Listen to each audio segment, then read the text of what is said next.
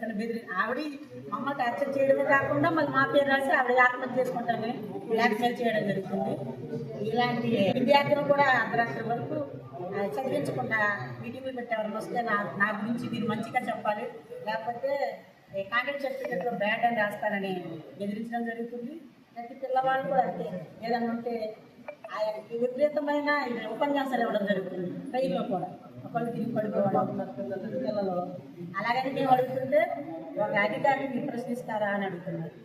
అడిగి హక్కులేదంటారండి. మాకు పేరెంట్స్ దగ్గరేమో బయట పేపర్ సంతకాలు తీసుకున్నాం. ఇవన్నీ ఆ నుండి మాకు విముక్తి కలిగించారు. బయట పేపర్ మీద సంతకాలు తీసుకొని ఏం చేయాలనుకుంటున్నారు చెప్పాలండి.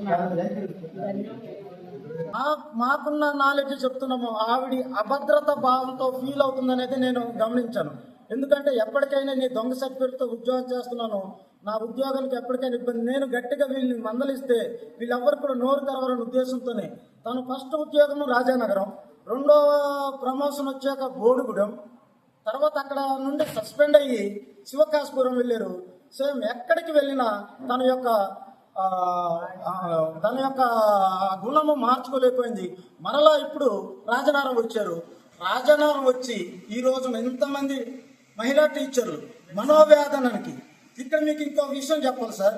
బోడుగూడెం 2016లో చేసేటప్పుడు ఒక 4th క్లాస్ ఎంప్లాయ్ మహిళ తన భర్తని రాత్రి 11-12 గంటలకి డ్యూటీ చేయమంటే టార్చర్ ఆయన ఆత్మహత్య చేసుకున్నారు.